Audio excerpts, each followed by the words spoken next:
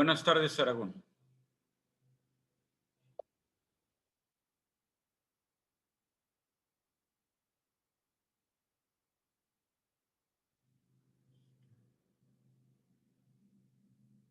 Buenas tardes, Saúl. Buenas tardes, profesor. Ahorita iniciamos.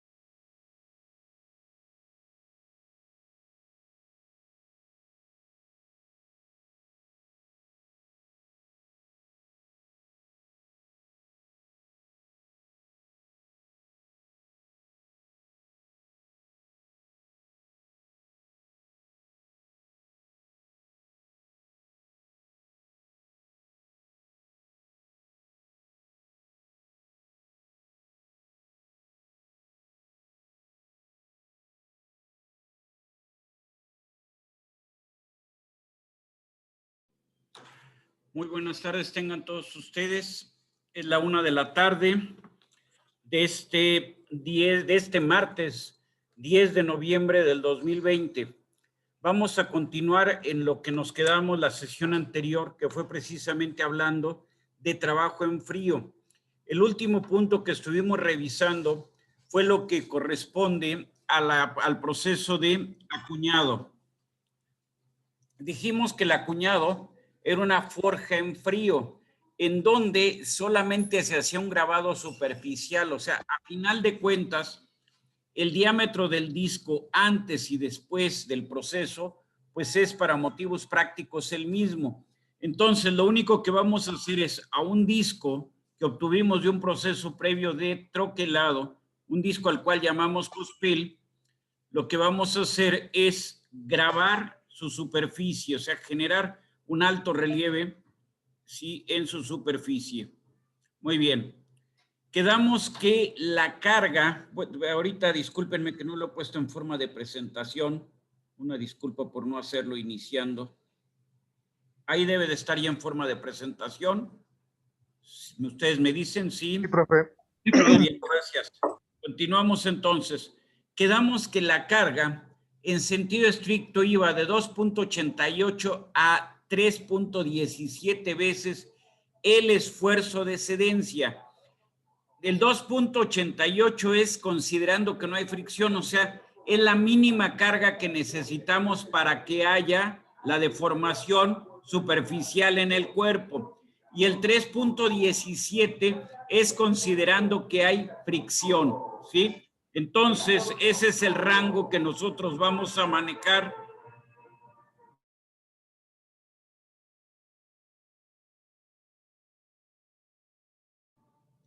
Ese es el rango que nosotros vamos a manejar. Vamos, si alguien me dice que para hacer el acuñado requieren un esfuerzo, si lo vemos así, una carga por unidad de área de 3 veces el esfuerzo de cedencia, para mí está bien, o sea, se los considero correcto, ¿sí? Entonces, la carga o la fuerza necesaria para el acuñado va a ser aproximadamente del orden de 3, ¿sí?, por 3 veces el esfuerzo de cedencia por la sección transversal de la pieza, por el área proyectada de la pieza. Muy bien, continuamos. Habíamos hablado ya del remachado también y dijimos, en el caso del remachado, lo que estamos uniendo son, vamos a decir, placas que ponemos, que vamos a colocar a traslape, o sea, ponemos las placas a traslape, ¿sí? Vamos a tener estas placas que perforarlas y después formar el remache, colocar en su posición y formar por golpe o por presión la cabeza opuesta del remache, ¿sí? En este caso, lo que dijimos, bueno, es un proceso que se utilizó mucho durante el siglo XIX y la primera mitad del siglo XX. En la actualidad yo preguntaría alguna estructura que ustedes conozcan, a estructura moderna, de algún artefacto, el que ustedes me digan, es aceptable, en donde se use el proceso de remachado. ¿Quién me da un ejemplo de aplicaciones del proceso de remachado en la actualidad? Los barcos todavía, ¿no, profesor? Los barcos sí, pero normalmente van a ser barcos antiguos. A ver, algo que sean, vamos, que se esté fabricando ahorita todavía. O sea, los barcos modernos van soldados, todas las estructuras van soldadas. Pues podría ser como, por ejemplo, las vigas a las estaciones de Metrobús o algo así. Por ejemplo, ¿Los aviones, sí, profe, pueden ser? está bien. O sea, en el autobús, cuando vamos a decir, las láminas que conforman la carrocería, estas es muy usual que se unan por remachado. Está bien. Son láminas delgadas. ¿Podríamos soldar? Sí. ¿Por qué se hace remachado? Bueno, pues en un momento dado, a lo mejor por facilidad para desmontar alguna lámina que sufra pues algún golpe, un deterioro, alguna cosa por el estilo. O sea, ¿por qué sería remachado? Por el espesor, porque pudiera haber diferencias entre los materiales. O sea, si yo quiero unir acero y aluminio, supongamos que en un diseño requieren eso, o acero al carbono con acero inoxidable, pues mejor usan remaches, o sería una buena solución usar remaches. Pero hay otra todavía, lo de los autobuses está bien, tienen razón ustedes. Hay otra todavía también en donde se usan remaches. ¿Los puentes, profe? Puentes antiguos, sí. Puentes modernos, normalmente las estructuras van soldadas. Muy bien. Seguimos. ¿Alguna otra más que se les ocurra? Ahí les voy. ¿Metales o también cuentan las de la madera? Como en La carpintería. madera. Bueno, si unimos madera con metal, pues a lo mejor sí ahí sí metemos remaches, o plástico con metal metemos remaches. Entonces, ¿cuándo se usan remaches? Cuando vamos a unir materiales diferentes que por su naturaleza no se puedan soldar. Ustedes me dicen acero y acero inoxidable. Bueno, se podría soldar, sí, pero no me parece que sea la mejor solución. ¿Por qué? Porque al momento de soldar, parte de la capacidad del acero inoxidable de resistir a la corrosión se va a perder. Ahora, podría ser, en un momento dado, que esto entonces favoreciera la corrosión, ¿sí? Muy bien. Pero, por ejemplo, acero con aluminio pudiera ser también, uno metal con un metal puede ser también. Una aplicación común actual que se sigue utilizando son los aviones, ¿sí? Si ustedes se fijan, la estructura de los aviones normalmente está unida, está ensamblada por dos procesos. O sea, estoy hablando de lo que serían las láminas que conforman el fuselaje. No estoy hablando de la estructura, o sea, de las viguetas o de las vigas de aluminio que forman la estructura en sí del avión, ¿sí? Sino estoy hablando de lo que forma el cuerpo del avión, o sea, el fuselaje. Si ustedes piensan un segundo, van a llegar a la conclusión de que han visto esto y que los aviones, desde que se empezaron a fabricar en lámina de aluminio, eso fue por ahí vamos a decir, los años 20 del siglo anterior, hace casi 100 años, desde ese entonces y hasta la fecha, siempre que se usa estructura metálica se ha usado el remache. ¿Por qué no soldar por algo muy sencillo? ¿Qué pasa cuando ustedes quieren dar un mantenimiento al aeroplano? Entonces, quitar los remaches, quitar las placas o las láminas, hacer el mantenimiento, revisar conductos eléctricos, revisar conductos hidráulicos, etcétera, no cuesta ningún problema. ¿Qué es lo único que pierden? Los remaches. Ya vuelven a colocar la hoja y vuelven a remachar. Muy bien, entonces es una aplicación ideal en donde por facilidad de desmontaje se utiliza el remache. ¿Sí? Muy bien, ¿qué otra pudiera ser? Bueno, ya hablamos materiales difíciles para facilitar el desmontaje y el acceso a ciertas partes. Yo creo que por ahí podrían ser los casos de la aplicación de los remaches todavía. Insisto, ustedes como ingenieros van a considerar en los remaches como un elemento viable de sujeción, sí, desde luego, dependiendo si la unión va a ser permanente, o sea, nunca se va a tener que desmontar hasta que se acabe el equipo o tenemos que desmontar. ¿Por qué no usamos remaches en los automóviles? Bueno, usamos pura soldadura. ¿Por qué? Por algo a mi parecer muy sencillo. En un automóvil, ¿qué soldamos? Pues toda la carrocería. Y la carrocería, en sentido estricto, se va a desmontar cuando hay que darle mantenimiento al vehículo, al automóvil. La respuesta es no. Se va a tener que desmontar si sufre un fuerte golpe y hay que quitar la parte y colocar una nueva. Sería cuando pudiera ser el caso. Pero de ahí en fuera no tenemos que desmontar. Muy bien. Otro proceso, formado por rodillos o formado con rodillos. Ustedes han visto perfiles de acero. Por ejemplo, en ventanería todavía se llegan a utilizar. Ya sé que lo más común en la actualidad es usar perfiles de aluminio para la ventanería. Les doy toda la razón. Pero los perfiles de acero tienen una ventaja, son muy económicos.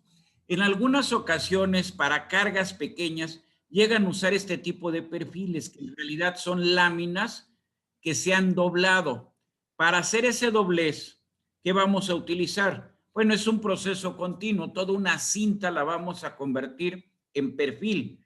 Entonces, en este caso, lo primero que vamos a hacer con la cinta es cortarla al ancho que necesitamos para el perfil.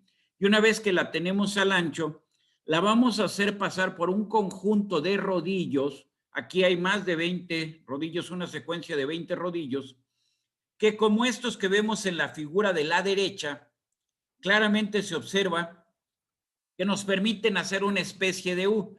En la figura de la derecha lo que se está elaborando es un perfil como el que está exactamente arriba, una especie de U. ¿Sí? ¿Qué aplicación tiene? Bueno, pues pueden tener miles de aplicaciones, ya sería función de ver cada perfil. Insisto, desde muchas veces hacer bancos de trabajo hasta máquinas, etcétera, se llegan a utilizar este tipo de perfiles igual que en la ventanería.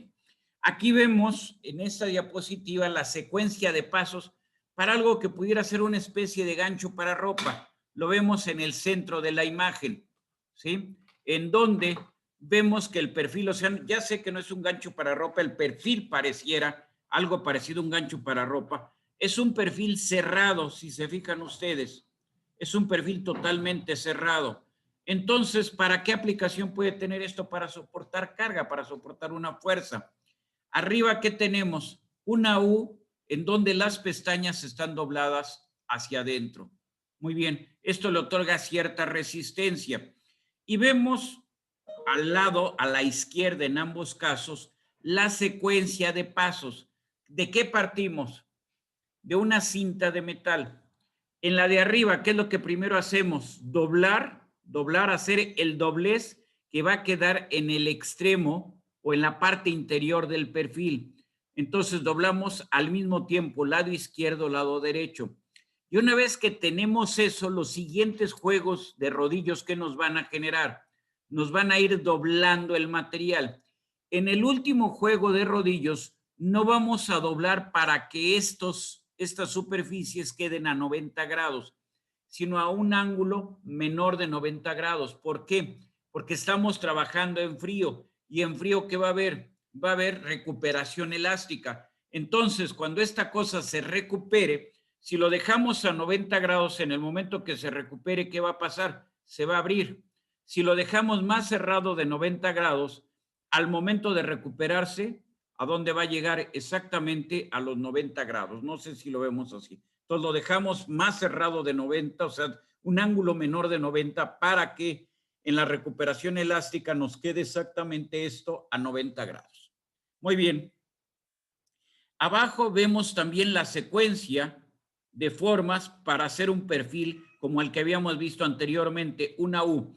¿Con cuántos juegos de rodillos lo hacemos? Con 1, 2, 3, 4, 5. Entonces, el formado con rodillos es un proceso que no es tanto que las máquinas sean caras, que son costosas, las herramientas, o sea, los rodillos. Entonces, para hacer un determinado perfil, la demanda que ustedes deben de tener debe de ser de varios, vamos a decir, miles de metros para justificar que van a ser esta serie de rodillos que dijimos son 2, son 4, son 6, son 8, aquí realmente hay 9 y aquí a la salida también hay, cuando menos podríamos contar 2 más o 3 más. Estamos hablando entre 10 y 12 rodillos los que necesitamos para hacer ¿qué? Para hacer algo tan sencillo como este perfil que está esta especie de U que tenemos en el caso en la imagen anterior. Muy bien. ¿Cómo van a ser las cargas? Son muy pequeñas. ¿Por qué? Porque lo único que están haciendo, que es, ustedes tienen una lámina y lo que van a hacer es doblarla. O sea, lo único que están haciendo son cargas necesarias para doblar, o sea, para flexionar. Entonces, en términos generales, las cargas que tienen que aplicar son bastante pequeñas. Muy bien. ¿Hay alguna pregunta en esto? Muy bien. Nosotros tenemos dos formas para poder hacer un perfil. Una forma, ¿cuál es? La laminación, ¿sí? Y otra forma, ¿cuál sería? Con rodillos. O sea, lo que tenemos en la imagen de la izquierda, pues ¿cómo se hizo? Son unas vigas tipo I. ¿Cómo se produjeron? En caliente, ¿sí? ¿En qué proceso se produjeron? En un proceso de laminación, ¿sí? Lo que tenemos del lado derecho, ¿qué tenemos? Unos perfiles cerrados, rectangulares y cuadrados, unos PTRs, podríamos llamarles así. ¿Estos cómo se formaron? Se formaron con rodillos, ¿sí? Y al final, ¿cómo se cerraron? Se soldaron, o sea, a final de cuentas, se doblaron, se dejaron vamos a decir, los lados se dejaron uno al lado del otro, o sea, se fueron doblando hasta que cerraron y quedaron, vamos a decir, unidos sus dos vértices o sus dos extremos de la cinta. Entonces, ¿qué vamos a hacer después de eso? Soldar. ¿Qué proceso vamos a utilizar? Un proceso de soldadura por resistencia. Si ustedes piensan en los tubos galvanizados, los cuales pueden estar en muchas partes de la instalación hidráulica de su casa, pues lo que van a encontrar es que el tubo galvanizado es un perfil como estos, que también se hizo con rodillos, que al final se formó ¿en qué? En una sección circular. Y esa sección circular que teníamos, a final de cuentas, ¿qué fue lo que hicimos? Poner los vértices, las orillas en contacto, y una vez que las orillas estaban en contacto, proceder a soldar, ¿sí? Entonces, ¿pero cómo se hizo? Pues conformado con rodillos, ¿sí? ¿Qué podemos hacer también con rodillos? Las láminas, las comunes láminas galvanizadas que vemos comúnmente en muchos tejados, ¿cómo se tuvieron que hacer? Con rodillos. El estándar de una lámina en México y en Estados Unidos son 3 o 4 pies, o sea, 92 centímetros, 91 centímetros más o menos, y 1,22. Muy bien. Las láminas galvanizadas en México normalmente tienen un ancho más o menos como de unos 84 centímetros. ¿Por qué? Porque para hacer vamos a decir, el formado de la lámina, para hacer esta geometría, ahí, ¿qué es lo que vamos a estar haciendo? Me pueden decir a alguien, bueno, es que estamos estirando. Bueno, pues podría ser, pero básicamente, ¿qué hacemos con el ancho de la lámina? Lo reducimos, pasamos de 92 centímetros a más o menos unos 84 centímetros, dependiendo del tipo de acanalado. O sea que estamos haciendo una lámina acanalada. Muy bien. Muy bien. Bueno, hasta aquí tenemos formado con rodillos. ¿Hay alguna pregunta hasta aquí? ¿No? Continuamos. Rolado. Ahí en el taller ustedes disponen de una o dos máquinas roladoras manuales. Pueden rolar lámina, yo creo que más o menos hasta un calibre 18. Ya dudo que puedan rolar un calibre 12. Recuerden que la lámina, el espesor se indica por calibres. A mayor es el número, menor es el espesor. Como regla mnemotécnica, vamos a decir que el calibre en milímetros es igual a, vamos a decirlo, a 25.4, o sea, 1 pulgada, 25, vamos a sacarlo así, entre el número. Entonces, si yo les hablo de una lámina calibre 24, más o menos, debe de andar por 1 milímetro. Si yo les hablo de una lámina calibre 32, es 25 entre 32, tiene que ser como 0.6 o 0.7 de milímetro. Si yo les hablo de una lámina calibre 12, pues 25 entre 12 son como 2. Debe de ser alrededor de 2 milímetros de espesor. Es una regla mnemotécnica, no es un valor exacto. Muy bien. Entonces, para láminas podemos usar roladoras manuales como las que están en el taller. Una roladora manual, ¿qué es lo que hace? Coloca la lámina en lo equivalente a un apoyo simple. Recuerden que en los apoyos simples, pues lo que puede haber es, vamos a decir, puede haber, o más bien no puede haber momento flector en los apoyos. Entonces, tenemos los dos apoyos abajo con una carga concentrada arriba. Así yo lo pudiera visualizar. Es lo que estamos haciendo. ¿Por qué son rodillos? Porque vamos a hacer girar estos. Y al hacerlos girar, ¿qué hacemos? Lo que hacemos es avanzar la lámina, así como están los rodillos con el sentido de rotación que tienen. La lámina está entrando por el lado derecho y está saliendo por el lado izquierdo. ¿Vamos a reducir el espesor de la lámina? No. Solamente, ¿qué es lo único que vamos a hacer? Cambiar su geometría. O sea, lo que teníamos era una hoja, y en el rolado, ¿qué es lo que vamos a hacer? Vamos a doblarla, ¿sí? Puede ser parte de la circunferencia del círculo o totalmente vamos a generar una sección circular, ¿sí? Muy bien, como vemos exactamente en la figura de la derecha. Nada más que es claro que la figura de la derecha ya no se está hablando de una lámina, es una placa que viene de laminación en caliente, una placa seguramente de más de 1 pulgada de espesor, ¿sí? Entonces, esta es una roladora, ya el principio es el mismo, son 3 rodillos, trabaja igual, pero es una roladora que ya está accionada mecánicamente, está accionada por un motor eléctrico que nos permite entonces generar las cargas, ¿sí? Obligar al material a pasar a través de los rodillos y entonces curvarlo. A través del rolado, ¿qué podemos hacer? Cuerpos cilíndricos, ¿sí? Y también, en este caso, vamos a formar la pieza, vamos a formar el cilindro, y una vez que formemos el cilindro, tenemos que soldar. Formamos el cilindro, ya está el cilindro formado. Ahí está el cilindro formado, espero que más o menos se vea la idea. Bueno, tenemos el cilindro formado, ahí está. Ahí está el cilindro formado. ¿Y qué tenemos que hacer ahora? Tenemos que unir los extremos, ¿sí? Tenemos que unir los extremos. ¿Cómo vamos a hacerlo? Con soldadura. Normalmente soldadura de arco eléctrico, el proceso que se conoce como arco sumergido. Esto es para que en una sola pasada del electrodo se pueda lograr la fusión a raíz de la pieza. Muy bien. Ahí vemos la roladora, ¿sí?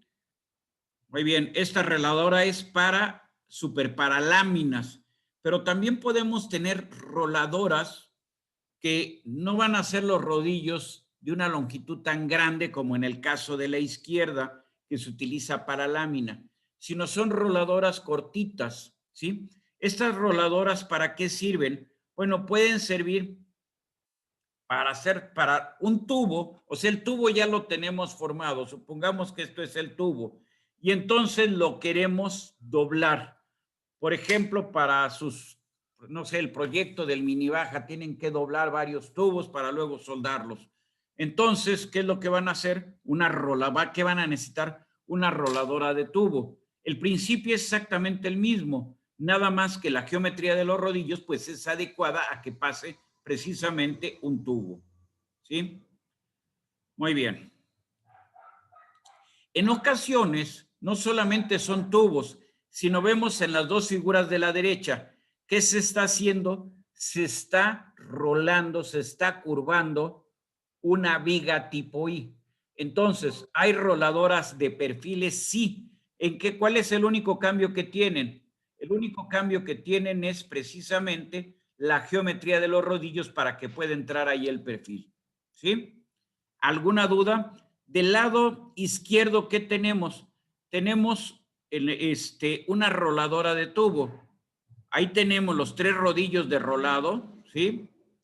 Y se ve claramente cómo salió el tubo y pues prácticamente ya casi está cerrando del otro lado. Es evidente que nos falta que cierre. ¿Por qué? Porque ¿qué tenemos siempre? Hay una recuperación elástica. Entonces el tubo, ¿qué hace? Se tiende a abrir, ¿sí?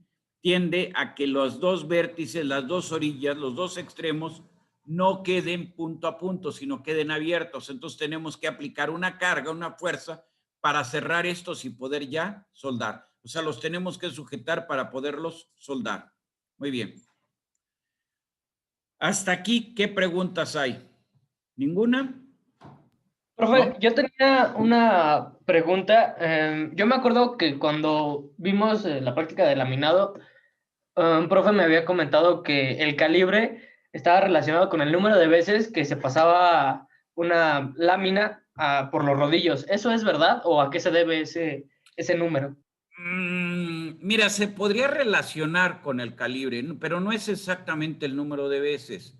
O sea, a ver, a más delgado, el calibre, el número de calibre es mayor. Y se podría entender, a más delgado, pues más número de veces tuvo que pasar el material a través de los rodillos. Entonces, pues podríamos hacer una cierta conexión. Pero yo pregunto esto, ¿qué pasa si ustedes partieron de un lingote que tenía 10 centímetros de espesor? O bueno, es más, lo dejo más sencillo, 2 centímetros de espesor. ¿Y qué pasa si ustedes partieron de un lingote que tenía tan solo 10 milímetros de espesor? O sea, uno es de 20 milímetros y el otro es de 10. Y ustedes quieren llegar a un espesor de 1 milímetro. ¿El número de pasadas va a ser el mismo? O sea, en los dos casos, el espesor final es el mismo, pero partimos de espesores iniciales diferentes. ¿El número de pasadas será el mismo? No.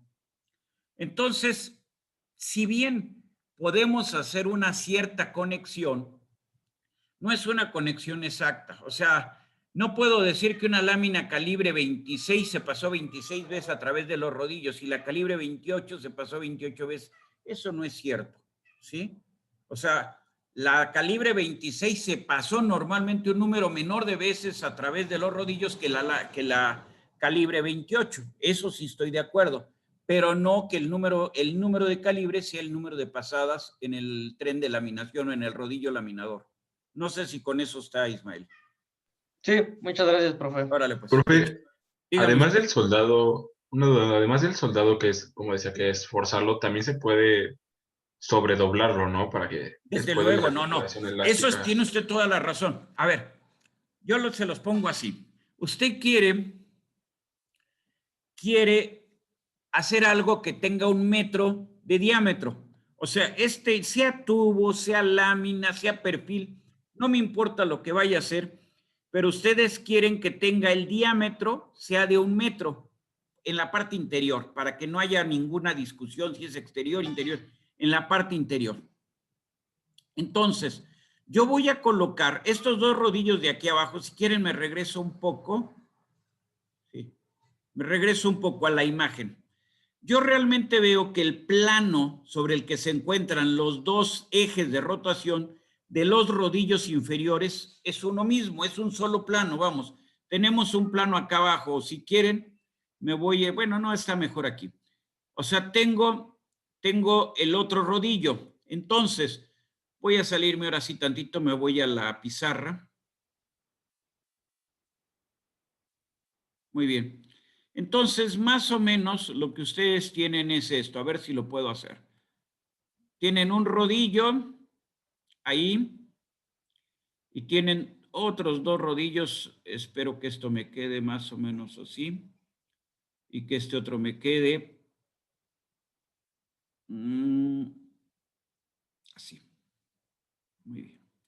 Entonces, primero, estos dos rodillos están sobre un plano y el otro rodillo, el eje, el centro, el eje de este rodillo está sobre otro plano.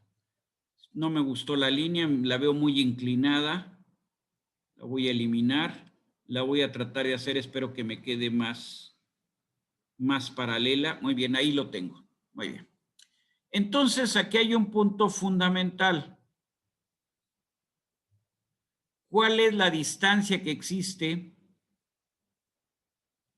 de este plano a este plano? Más o menos ahí lo pongo aproximado por donde estaría. Muy bien.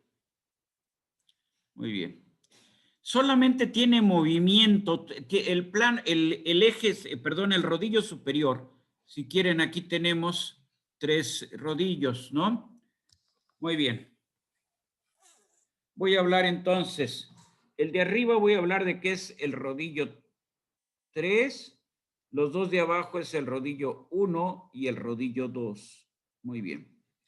Entonces, en función de esta distancia que tenemos aquí, va a ser el radio con el que nosotros vamos a estar,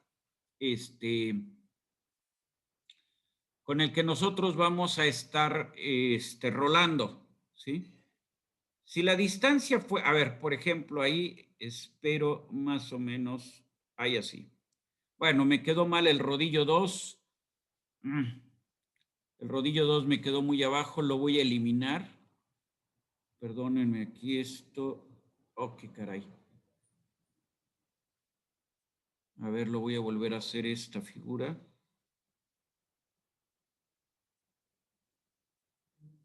Muy bien. Ahí está. Voy a borrar el rodillo 2 y lo voy a volver a hacer.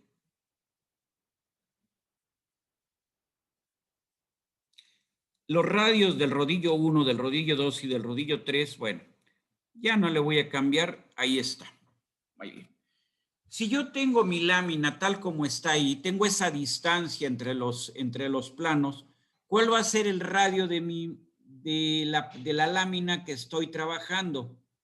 Pues el radio pues va a ser infinito, o sea, en realidad no voy a rolar, en realidad nada más voy a estar pasando y prácticamente no hay radio. Muy bien, voy a cambiar de posición el rodillo 3. Entonces, para eso lo voy a borrar. Muy bien. ¿Qué es lo que voy a hacer con el rodillo 3? Quedamos que tiene un cierto grado de libertad. Entonces, el rodillo 3, lo que puedo hacer es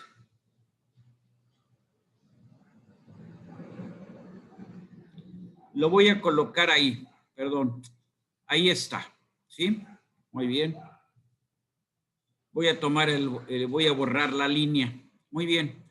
¿Qué hice ahora? Borro esta línea. Bueno, la puedo dejar todavía. ¿Qué hice ahora? Modifiqué la distancia entre los planos que contienen a los centros de los rodillos. ¿Estamos de acuerdo? Ahora mi nueva distancia, podemos verles de aquí para acá. ¿Sí? Es más, lo vamos a hacer así. Ahí está. Esa es mi nueva distancia. Entonces, ahora, bueno, aquí los tengo demasiado abiertos, este rodillo 2 y este rodillo 3. Voy a volver a modificar la figura. Modifico. Los voy a poner más cercanos para que quede más clara la idea.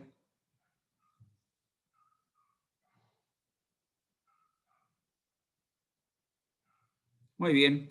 Ya moví también el plano de los rodillos inferiores, pero sobre todo los acerqué.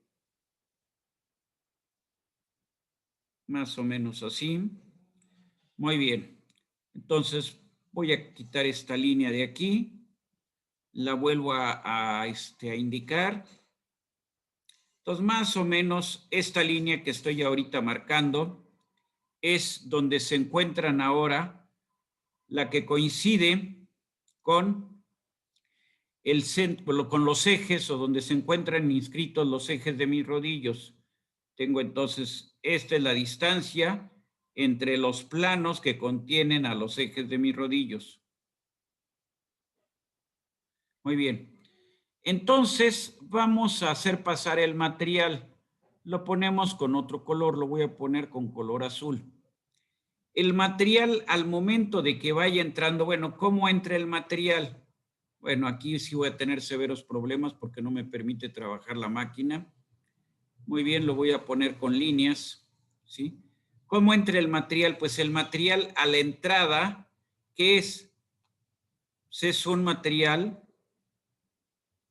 vamos para atrás esto, para atrás. El material como entra, ¿qué es? Sí, tiene un eje recto, pero al pasar a través de los rodillos, ¿qué va a suceder? O sea, no me quedó mi dibujo tan bien como yo hubiera querido, pero de todas maneras lo voy a hacer. Entonces, yo aquí se va a ir doblando, ¿sí? Realmente este de rodillo 3, ¿qué está haciendo? Está generando una carga ¿hacia dónde? Una carga para abajo, ¿sí? Espero que ahí quede la idea. ¿Y eso qué hace? Dobla al material. Nos va a doblar al material. Muy bien. En función de la distancia que hay de los rodillos, va a ser el radio con el que va a salir aquí del rolado. Lo voy a dejar hasta aquí. Bueno, me quedó ahí, se abrió demasiado la línea. Ahí está. Muy bien, pero al salir de los rodillos, el material, ¿qué trata de hacer? El material trata de enderezarse. O sea, el material va a tener un retroceso, va a tener una recuperación elástica. O sea, se trata de regresar a la forma que tenía. Entonces, en realidad, lo que decíamos nosotros hace rato, si yo quiero que al rolar, lo que yo pretendo, espero que ahorita me quede esta figura me quede bien. Vamos a verlo así. Un poquito más.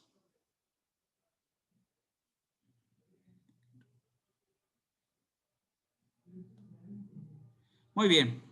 Vamos a considerar los dos extremos, ¿sí? Hay un extremo y ahí marco el otro extremo.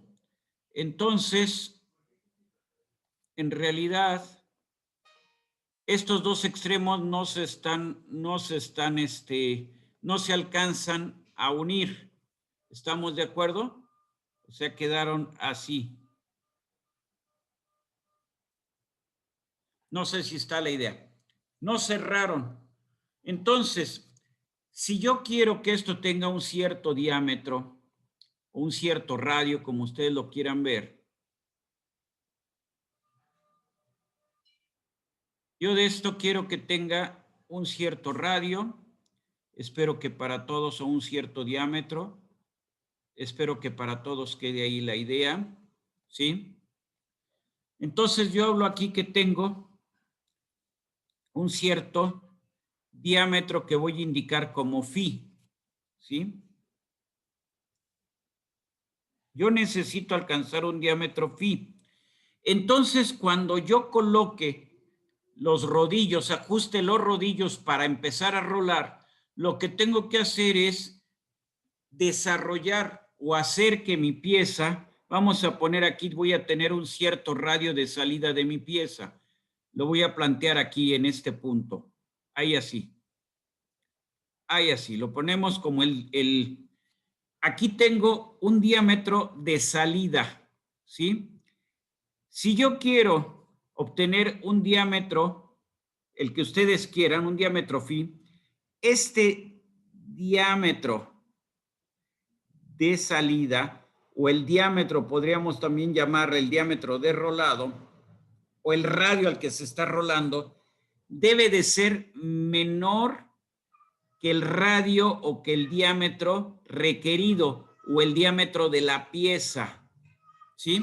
Entonces, si yo quiero alcanzar un diámetro phi, el diámetro al que voy a rolar debe de ser menor, que es más lo que estaba comentando su compañero, de tal manera que siempre, ¿qué va a hacer la pieza? Siempre al salir del rodillo, ¿qué habíamos dicho que hacía?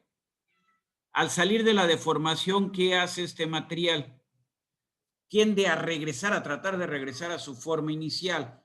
Entonces, si yo lo genero o lo hago o lo rolo a un diámetro menor que el que necesito, entonces, conociendo la recuperación elástica, puedo dejarlo exactamente del diámetro, o sea, compensando la recuperación elástica, puedo dejarlo del diámetro que necesito. No sé si ahí está la respuesta al comentario o los hice más bolas de lo que estaban.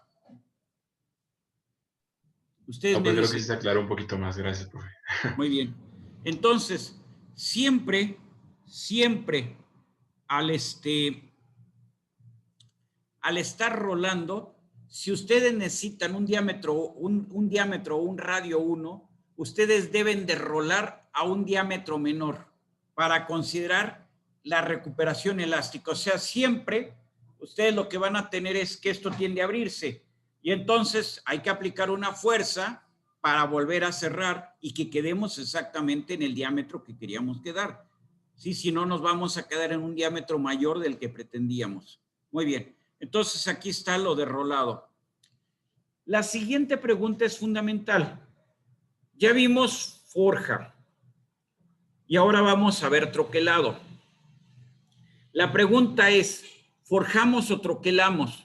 Bueno, hay veces que no nos queda más que forjar, pero siempre que podamos troquelar, vamos a hacerlo. A ver, ¿qué troquelamos?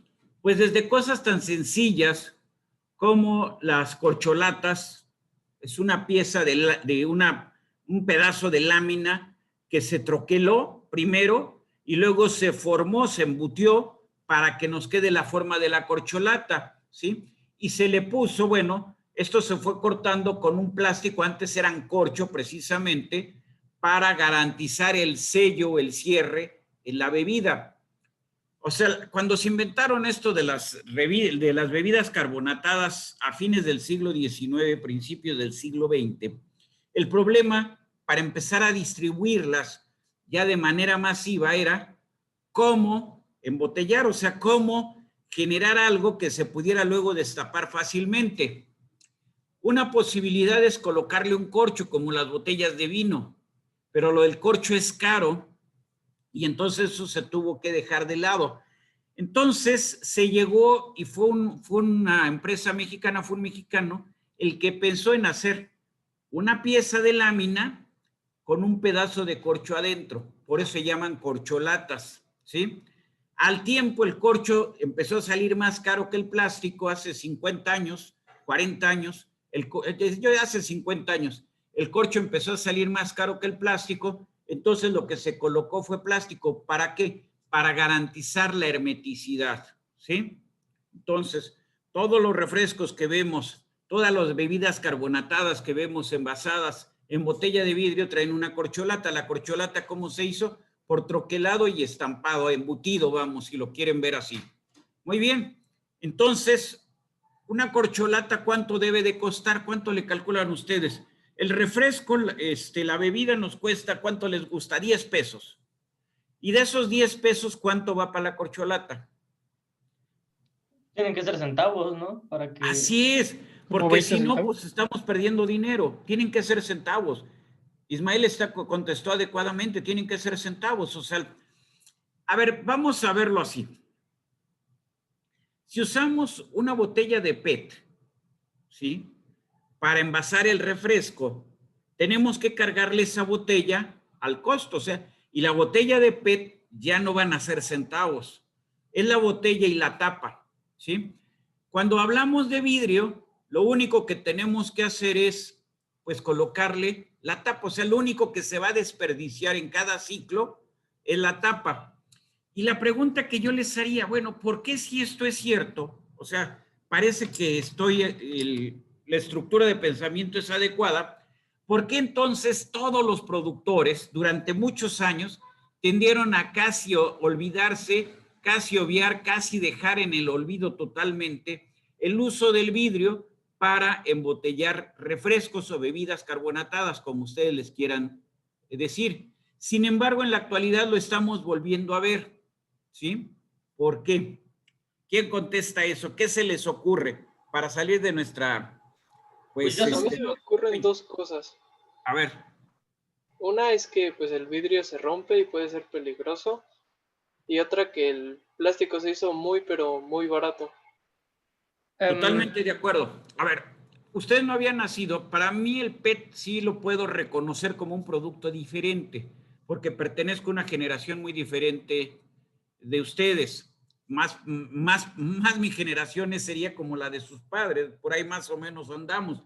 Quizás más, yo soy todavía mayor que sus padres, pero hasta 1987 más o menos, para ustedes es toda la vida y un poco más, o sea, hace 33 años más o menos, en México no se usaba el PET, ¿sí? Ustedes saben que las botellas para refresco se usa PET. Desde antes de eso, o sea, por ejemplo, el Fruitsy, todos ahorita ya pensamos en ese tipo de producto. O sea, estoy haciendo comercial, pero es lo más sencillo que encuentro para explicar. La pregunta que les haría, ¿el material en que se envasa el Fruitsy y el material en que se envasa un refresco común y corriente es el mismo? No. No. Desde luego que no. A ver, ¿el Fruitsy tiene gas? La respuesta es no. Los refrescos, un ingrediente fundamental, por eso hablo de bebidas carbonatadas, o sea, tiene dióxido de carbono.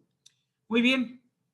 Desde hace 50 años, desde que el Fruitsy existe, que debe de ser 50 y más años, siempre se ha embotellado en lo mismo, se ha envasado en lo mismo, que es polietileno, ¿sí? Debe ser polietileno de media densidad o de baja densidad, una cosa así por el estilo. Muy bien. ¿Por qué? Porque el polietileno, su compañero lo acaba de decir, los plásticos cada vez se hicieron más baratos y de los plásticos el más barato es el polietileno y fácil de procesar.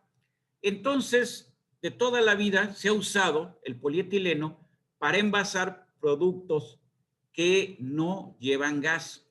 Pero ustedes pueden hacer un ejercicio muy sencillo. Toman una bolsita de plástico, una bolsita de polietileno, desde luego limpia, vacían un refresco como luego nos lo dan por ahí los puestos de la esquina y le hacen un nudo, cierran la bolsa y el nudo lo más apretado que se pueda y lo dejan ahí, ese refresco en el refrigerador, fuera del refrigerador, como ustedes quieran, lo dejan un mes.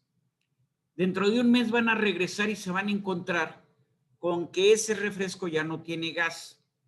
Entonces, ¿cuál es el problema? La molécula de CO2 no es tan pequeña, ¿sí? Sin embargo, el polietileno es permeable al CO2. O sea, en el tiempo, la vida de mostrador de un producto, de una bebida carbonatada en polietileno es muy corta. Por eso nunca, jamás los refrescos, las bebidas carbonatadas se envasaron en polietileno. Tuvo que surgir un nuevo plástico, que es el PET. Y entonces el PET se empezó, bueno, primera ventaja, decía su compañero, no se rompe. Entonces empezaron las botellas, pasaron de ser de a litro, de menos de 1 litro, a ser, ahorita hay botellas de ¿cuánto? En refresco, ¿de 3 litros? Sí. Sí, ¿no? Muy bien. Entonces, primera ventaja, ya no importó el problema de la botella, bajó el peso y fíjense qué ventaja para ellos. Les bajó el costo, ¿sí? Ya no había botellas rotas. No tenían ellos que gastar en un proceso, en la logística de regreso de las botellas a la empresa. No tenían que gastar en el proceso de lavado de las botellas. Pero ahora se generó otro problema. Ustedes díganme cuál es. La la basura contaminación. que se genera. Así es. El plástico que más contamina actualmente es el PET. Lo vemos hasta en la sopa. O sea, hace como unos 24, casi 25 años, dirigí una tesis de licenciatura y lo que veíamos en esa tesis, la conclusión de esa tesis de licenciatura es que para eliminar o evitar tanta contaminación había que buscar qué plásticos era rentable reciclarlos. Y uno de los plásticos que era rentable es el PET.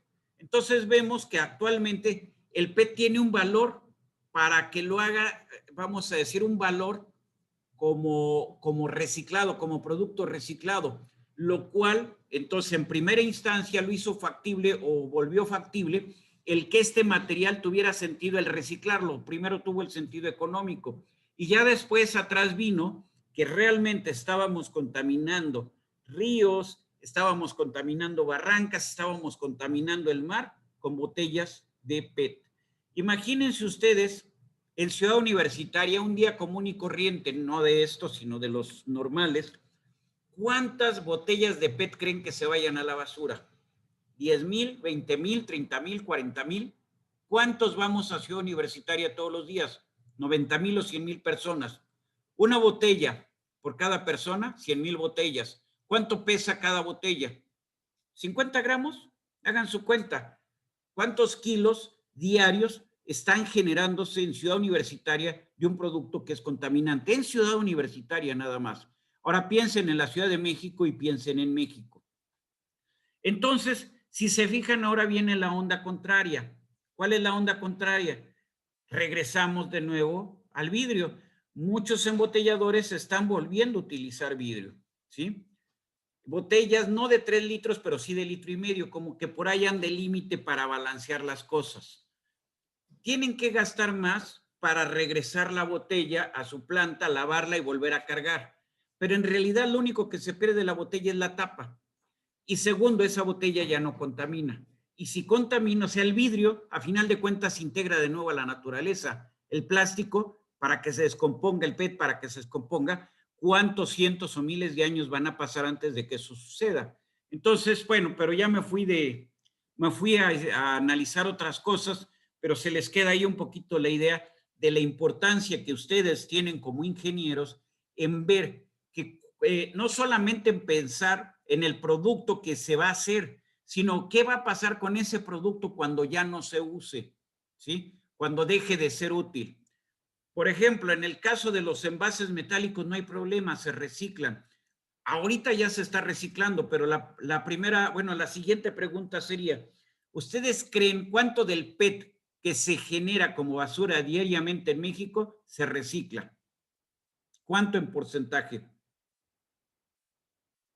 ¿Cuánto consideran ustedes? ¿Un 10%?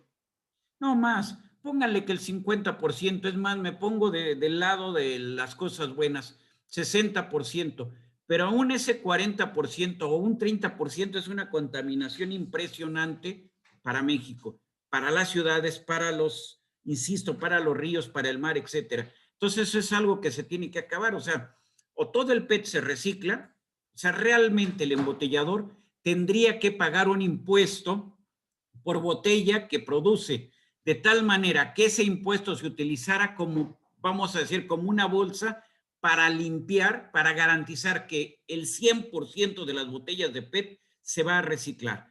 Pero PET es un plástico. Vean ustedes polietileno. ¿Qué fue lo que sucedió? ¿No ya nos impiden que nos den bolsas en el súper? ¿Por qué? Porque, bueno, es un basural impresionante. Vean ustedes después de una inundación cómo quedan todos los campos, bañados, o sea, de bolsas de plástico. ¿Por qué? Porque los ríos van testos, van llenos, van arrastrando una cantidad de plástico impresionante. Entonces, no nada más es reciclar PET. Hay que reciclar todos los plásticos y hay que reciclar todos los materiales. Y particularmente me refiero a plásticos porque son los productos que más difícilmente o más tiempo van a tardar en reintegrarse a la naturaleza. ¿Sí? Entonces, bueno, esa es la cuestión. Bueno, pero estábamos en forjar otro pilar. Y empezamos con este discurso, yo creo que por eso hice todo el comentario. La intención de todo proceso de manufactura es producir un elemento que cumpla con su función en un sistema. Esto al mínimo de costo. Como ingenieros, eso es nuestra lógica. Mínimo consumo de energía, mínimo consumo de materiales, mínima generación de efluentes, fácil reciclado. Ustedes tienen que pensar en todo lo que hagan que se pueda reciclar fácilmente.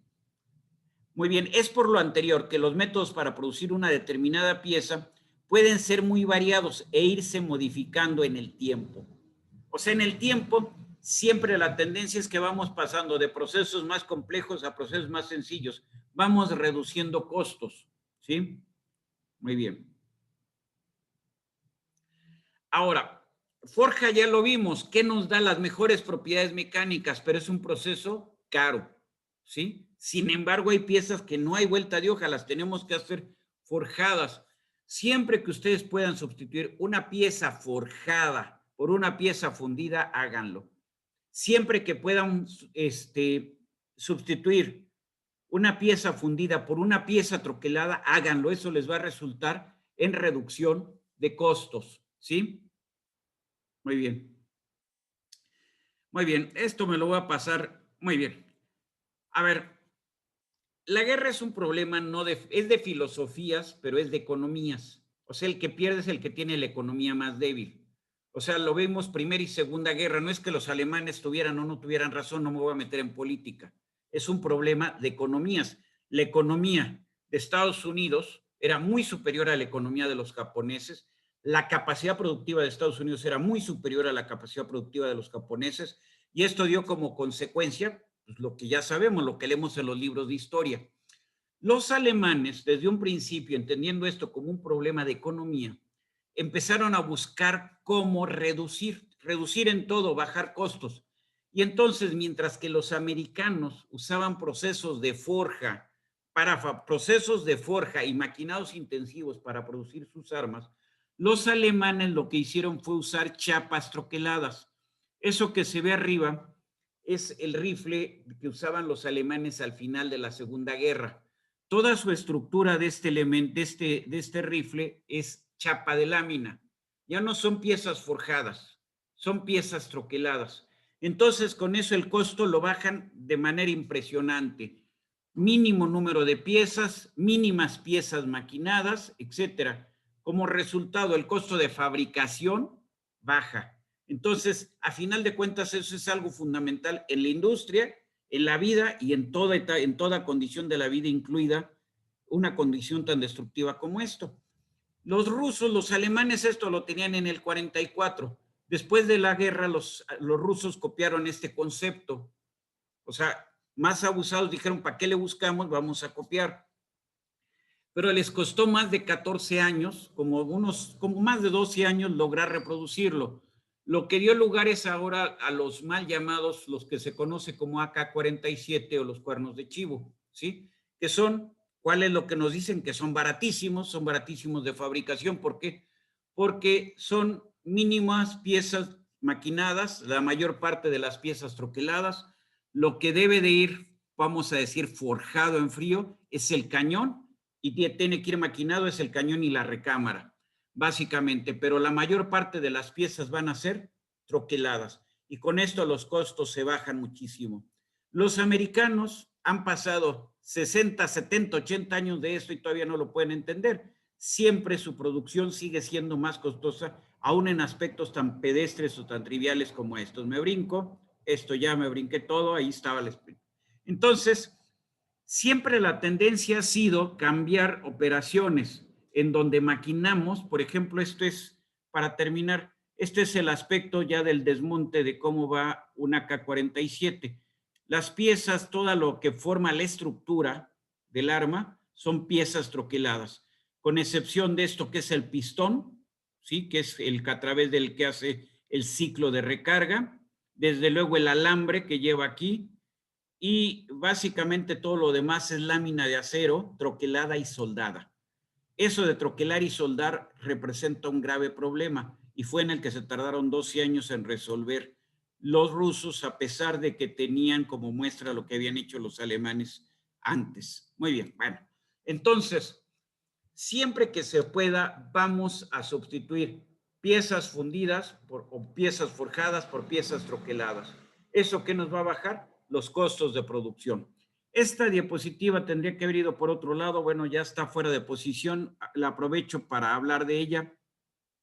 Hace rato hablamos del formado con rodillos, pero cuando son piezas cortas, como fue lo que ustedes hicieron en su práctica de manufactura 1, que deben de haber hecho una caja de herramientas, bueno, ¿qué usaron para eso? Una dobladora. Hace lo mismo que un equipo de formado con rodillos, nada más que en lugar de darme miles y miles de metros o cientos y cientos de metros, pues estoy doblando secciones muy cortitas. En este caso, ustedes usaron una dobladora manual.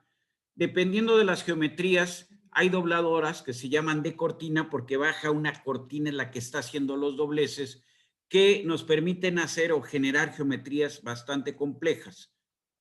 Muy bien. Entonces, esto lo brincamos. Ahí vemos la dobladora cómo va trabajando. Del lado izquierdo vemos lo que es una dobladora de cortina, de control numérico. Vemos cómo tiene una secuencia de elementos de sujeción en la parte de arriba para que podamos ir cambiándole la geometría. Son los elementos con los que vamos sujetando las herramientas de doblez, ¿sí? Abajo tenemos lo mismo y entonces nosotros podemos hacer secciones cortas, como fue el caso de su caja de herramientas, ¿sí? Secciones hasta qué largo, hasta el largo que tenga la dobladora, ¿sí? Que puede ser 2 metros, 2 metros y medio, cosa por el estilo. Y vamos a hacer perfiles en longitudes cortas con diferentes geometrías. O sea, hacemos lo mismo que hacíamos con los rodillos, pero ahora en una longitud muy limitada. Entonces hablamos de procesos de doblado, precisamente, aunque parezca redundancia, con una dobladora, ¿sí? Muy bien. En el caso de la dobladora, la fuerza que necesitamos, ¿qué estamos haciendo? Pues simplemente estamos tomando la pieza y la estamos doblando, o sea, estamos flexionando el material, ¿sí? Entonces, la carga está dada por el esfuerzo de excedencia, por el ancho, por el espesor al cuadrado, entre la distancia que vamos a tener entre los apoyos. Entre mayor sea la distancia entre estos dos apoyos, va a ser menor la carga. De nuevo, consideren ustedes, en un proceso, recuerden su curso de mecánica de sólidos, consideren 2 apoyos, ¿sí? Y una carga concentrada al centro. Dentro de más distancia existe entre los apoyos, con menos carga se va a doblar la pieza. Eso es clarísimo, ¿sí? Entonces, tenemos esto, la carga de doblado, muy bien. Si lo vemos como momento, aquí está dado el momento necesario para doblar. Es el esfuerzo de excedencia por el ancho que vamos a tener aquí, ¿sí? Por 3, el espesor al cuadrado, menos 2 veces el esfuerzo de excedencia por el radio al que vamos nosotros a doblar entre el módulo de elasticidad. Con esto también podríamos calcular, no solamente para el caso de las operaciones de doblado que estamos haciendo ahorita, sino para el caso anterior, que nosotros hablamos de el rolado, que es el doblado, pero ¿con quién? Con rodillos, ¿no? Entonces, tenemos nosotros cómo calcular las cargas que vamos a requerir para doblar, estamos hablando de momento, y para este caso de rolar una pieza. ¿Qué va a ser? El esfuerzo de excedencia por el ancho de la pieza, ¿sí? El diámetro que nosotros vamos a generar menos el espesor que tenemos en la lámina, todo esto que multiplica el espesor al cuadrado menos el esfuerzo de excedencia por el diámetro de rolado menos el espesor, todo esto elevado al cuadrado, entre 3 veces el módulo de elasticidad. Y cotangente, ¿sí?, del ángulo al que estamos nosotros, el que estamos nosotros trabajando, ¿sí? Dividido entre 2. O sea, este ángulo está dado por 2 veces el seno inverso de la longitud total que estamos nosotros rolando entre los diámetros que estamos manejando. El diámetro deformado más el diámetro de los rodillos, ¿sí? Muy bien. Entonces aquí tenemos expresiones para calcular cargas, momentos, tanto en doblado como en rolado. Continuamos adelante. Muy bien. Otro caso que conocemos mucho. Vamos a hablar en particular del engargolado y vamos a hablar del formado de latas. Las latas, ¿de qué materiales se fabrican? Díganme ustedes. ¿Qué material y qué material se utiliza para fabricar las latas? Cualesquiera que sea el tipo de lata que ustedes estén considerando. Aluminio y latón, ¿no? Aluminio es uno. ¿Cuál es el otro? Tienen una peliculita plástica siempre. Así es, tienen... A ver, muy sencillo, ya está con esto. A ver. Tin Nosotros es latón, tenemos... ¿no? No, no es latón. No, el latón saldría muy caro, ¿sí? Bueno, ¿Sí? originalmente porque se le llama tin, ¿no, profe? Mándeme usted. Originalmente, ¿no? Porque había leído un libro en el que estaba en inglés y decía que era tin. Y eso, El latón es cobre con zinc. Pero, a ver, miren. Hay 2 materiales fundamentales para hacer las latas. Uno es aluminio. Hace, yo creo que unos, pues vamos a decir, 50 años las latas de aluminio no se conocían. Sí, cuando yo era niño no existían latas de aluminio. ¿Sí? Todas las latas, todas sin excepción, eran de acero. ¿Cómo puedo justificar esto? A ver. Jumex, hago de nuevo un poquito de publicidad, pero es como puede quedar más claro. Jumex envasa, bueno, soluciones, vamos a llamarle jugos, ¿sí? Esos jugos no son carbonatados, o sea, están envasados al vacío para evitar descomposición. Muy bien. Las latas, ¿de qué son las de Jumex? Son de acero, ¿sí? Normalmente usamos para esto algo que se llama hojalata. La hojalata, ¿qué es? Pues alguien me va a decir, pues es una lámina muy delgada. Tienen toda la razón. La hojalata normalmente va recubierta con una capa, o originalmente iba recubierta con una capa muy delgada de estaño. ¿Para qué? Para evitar corrosión. Y ustedes ahorita lo acaban de comentar también, uno de ustedes comentó que llevaban una película de plástico. Esa película de plástico cambia. Si ahorita vamos a comer ya después de la clase y tenemos que abrir una lata para la comida, una lata de rajas o de chiles jalapeños, cualquier cosa que venga en vinagre, ¿sí? Ustedes la van a destapar y la capa de plástico es bastante más gruesa y normalmente es de color blanco, ¿sí? Sin embargo, si en lugar de eso, bueno, también para la comida, ya tengo hambre, eso se nota que ya tengo hambre, van a destapar, ¿qué les gusta? Pues podría ser algo así como una lata con que venga algún tipo de postre. ¿Cuál les gusta? ¿Cuál? A ver, con un postre, por ejemplo, podría ser... ¿Cuál? Mangos, exactamente, frutas en almíbar, tiene usted toda la razón. No me funcionaba la ardilla. Entonces, para el postre va a ser fruta en almíbar. Después de destaparlas, las ven ustedes, bueno, las lavan si quieren para que no haya ningún problema y las ven las latas. En los 2 casos, el material de la lata es acero. La lata realmente es un material grueso, viene de una lámina no tan delgada. ¿Por qué razón? Las frutas en almíbar y que habíamos dicho que era lo primero, los chiles jalapeños, como productos orgánicos se tienen que envasar al alto vacío. Entonces, imagínense ustedes cómo debe de estar, o sea, la lata, antes de abrirla, pues de alguna manera tiene algo de vacío ahí. Muy bien, perfecto. Entonces debe de soportar ese vacío sin colapsarse. Pero ahora piensen ustedes en una lata de refresco, en una lata para una bebida carbonatada. Si ustedes se pusieran a medir la presión antes y después, eso es factible. Una vez que abren la lata, el refresco, ¿a qué presión está el refresco? O sea, la presión atmosférica. Antes de abrirla, pónganse, sobre todo pónganse a agitarla, y ¿qué pueden suponer que sucede al interior de la lata? Tienen una presión positiva, ¿no? Hay una presión mayor que la atmosférica, una presión manométrica, ¿sí? Si pudiéramos colocar ahí un manómetro, veríamos que nos da un valor positivo, ¿sí? Entonces, si ustedes se fijan, las latas de aluminio son muy delgaditas. Bueno, primero, ahorramos material, por lo tanto, ahorramos costo.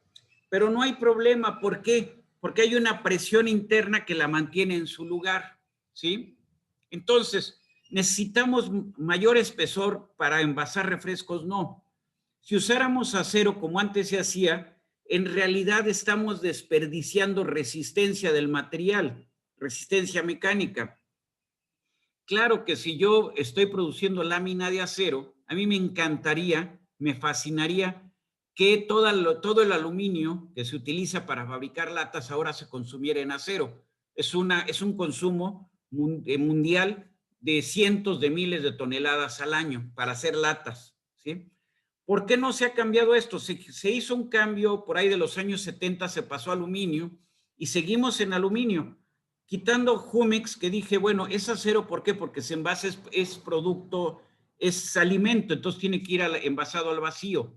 De ahí en fuera, normalmente es las latas para todo lo que es cerveza, también lleva dióxido de carbono, refrescos, pues lleva dióxido de carbono, todas esas son de aluminio, ¿sí? ¿Y qué ventaja además? Muy delgado. ¿Cuál es el espesor de la pared de una lata de refresco? Chéquenla, pero debe de ser por ahí de 1/10 de milímetro. Eso es en el cuerpo, en el cilindro.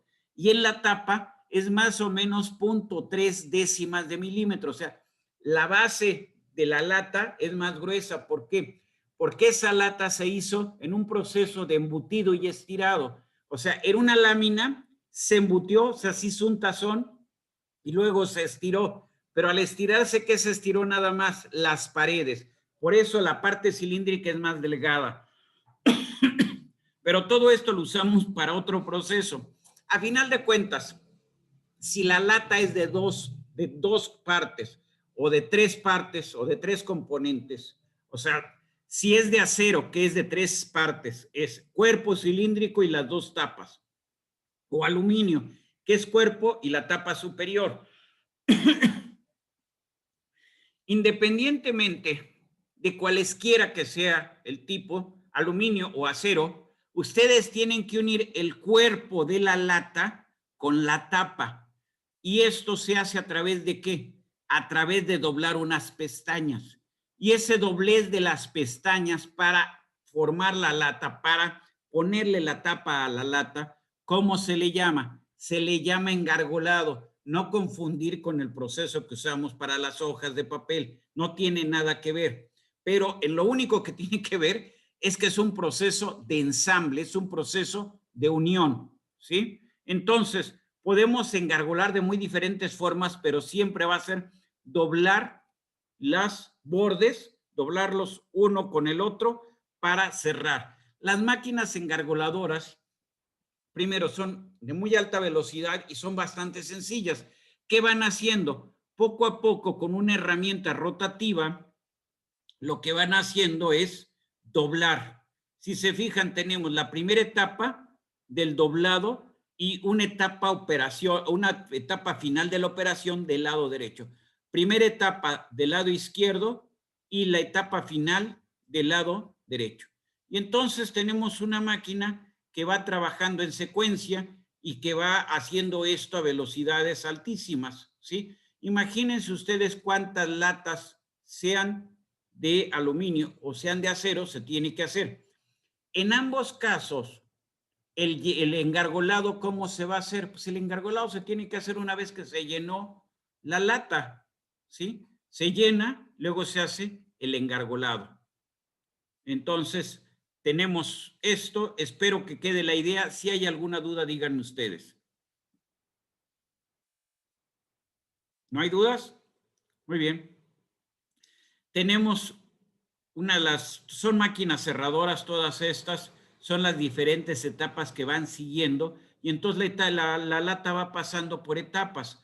Entonces, en la parte de arriba se va viendo cómo se puede ir trabajando, ¿no? La primera etapa, cómo quedan, una lámina recta, la otra con una pestaña, y se van estas entonces doblando para ir formando la unión, ¿sí? Entonces, dependiendo del tipo de unión, va a ser la posición que tengan las dos láminas entre sí al inicio del proceso.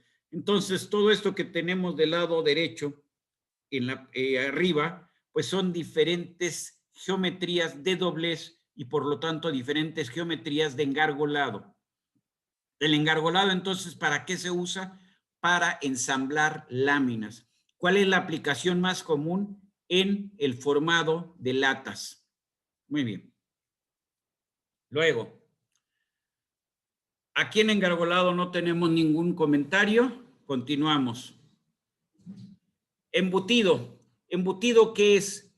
Es formar cuerpos huecos a partir de hojas metálicas. Entonces, nosotros tenemos una lámina y vamos a embutir para formar vamos a decir, ese bajorrelieve, más que, es que no es un bajorrelieve, este cambio, esta proyección, para mí sería más bien una proyección que tiene aquí esta lámina. Entonces, el embutido siempre va a ser la fabricación de cuerpos huecos a partir de hoja metálica. Tenemos del lado derecho otra pieza también embutida. Muy bien. ¿Cuánto va a ser la carga de embutido? Va a ser el esfuerzo de excedencia por el perímetro de la pieza. Si es una pieza de sección circular, pues va a ser pi por el diámetro, va a ser el perímetro por el espesor. Entonces, la fuerza de embutido es esfuerzo de excedencia, perímetro, espesor. Muy bien. ¿De qué partimos originalmente? Vemos en la figura de la derecha abajo. ¿De qué partimos? Partimos de una lámina, de una hoja. Muy bien. Esa hoja la vamos a trabajar entre dos herramientas. Una que es un punzón. Este punzón se caracteriza porque sus bordes son redondeados, ¿sí? No son bordes agudos. Se ve claramente aquí que nos habla de un radio en el borde. Y luego tenemos la matriz, o sea, la herramienta contra la que vamos a trabajar. La herramienta también tiene un borde, sus bordes de la herramienta también son redondeados. Entonces, al aplicar carga en el punzón, lo hacemos que se desplace hacia abajo. Y al desplazarse hacia abajo, ¿qué hace? Obliga a la lámina a entrar a la matriz, a tomar la forma de la matriz. Entonces, de algo que era una hoja plana, ¿qué es lo que vamos a hacer ahora? Un cuerpo hueco. Si nosotros tomamos la hoja y simplemente la empujamos, lo pueden hacer ustedes, simplemente tomamos la hoja y la empujamos dentro de una cavidad, la hoja se va a arrugar. Entonces, para evitar de que la hoja se arrugue al estarse formando, lo que vamos a colocar son placas de sujeción. Y vamos a aplicar una fuerza de sujeción suficiente para evitar que el material se arrugue, pero menor de aquella que se requiera para que el material se estire, ¿sí? Entonces, si yo considero el esfuerzo sobre el material cuando se está embutiendo, debe de ser menor que el de excedencia. Me van a decir, es que ya no le entendí, ingeniero. O sea, estamos hablando básicamente de cargas de tracción. O sea, estamos hablando de que estos pisadores que están aplicando, que están generando una fuerza de sujeción, no tienen que amarrar a muerte la lámina, sino simplemente la van a sujetar y van a dejarla que deslice libremente para que se vaya formando. Vemos ahora la imagen de la izquierda. En amarillo vemos claramente el punzón antes de hacer contacto y todo el conjunto de herramientales antes de que empiece el embutido. Entonces tenemos la lámina, ¿sí? Tenemos la placa de sujeción Y tenemos la placa de presión y también hace las funciones de guía. Luego tenemos la matriz, ¿sí? Vemos la matriz y entonces, ¿qué es lo que tenemos? Entonces, T0 antes de que inicie el proceso, lado izquierdo. Lado derecho, sea un tiempo, una vez que ya arrancó el proceso. ¿Qué vamos a hacer con la lámina? El punzón la va a jalar hacia el interior de la cavidad y va a formar entonces un cuerpo hueco. Vemos la separación que hay entre el punzón en azul y la matriz en gris oscuro. ¿Qué vemos que hay ahí? Hay una cierta holgura, hay una zona que se ve clara. Entonces, la diferencia de diámetro entre el punzón y la matriz es más de 2 veces el espesor del material, de tal manera que el material cuando pasa por la matriz no se vaya atorando, sino que deslice suavemente. ¿Sí? Muy bien, continuamos. A ver. Aquí podemos entender qué es lo que sucede. Lo que tengo yo originalmente es un disco, para pensar en un cuerpo cilíndrico, es un disco. Ahí se ve el disco. En embutido, lo primero que vamos a hacer es considerar que el espesor inicial y el espesor final son iguales, ¿sí? Muy bien. Entonces, los elementos antes de deformarse, ¿qué forma van a tener? Bueno, esta seccioncita aquí donde está rayado, más esta seccioncita que está en amarillo, un lado está en amarillo, el otro no lo marqué. Entonces, esto se tiene que reacomodar el material. Es claro que esta sección no corresponde con las secciones ya en el cuerpo cilíndrico. Entonces, el material se tiene que reacomodar. Alguien puede pensar, entonces va a haber algo de estirado. En principio no lo vamos a considerar, ¿sí? Entonces, los rectángulos una vez que se van plegando, ¿sí? Nos quedan tal como la figura ya formada nos quedaría tal como está ahí. Tenemos entonces, nosotros estamos reacomodando el material para que pueda ser embutido, ¿sí? Muy bien. En la parte de abajo, lo que es la base de la pieza, no sufre nada, no sufre ninguna deformación. Está tal cual la teníamos originalmente, ¿sí? Entonces, nosotros la parte que no vamos a decir, la parte que se va a ir embutiendo, está sujeta por el pisador. Si no tenemos el pisador, ¿qué vamos a tener? Vamos a tener arrugas en el material, o sea, la pieza no va a servir, ¿sí? Muy bien. Entonces, la fuerza de embutido es la que habíamos visto anteriormente, que es el esfuerzo de cedencia por el perímetro, por el espesor, o sea, por el área que estamos deformando. Eso más la carga en el pisador. ¿Cuánto en el pisador? Un 10% más, un 15% más, podemos considerar de ese orden. Entre 10 y 20% tenemos más de carga en el pisador. Muy bien. Perfecto. El espesor de la lámina, ¿cómo es con respecto al diámetro de partida? Es muy pequeño. O sea, el espesor con respecto al diámetro es del orden, o vamos a decir de por ahí del 1%. Muy bien.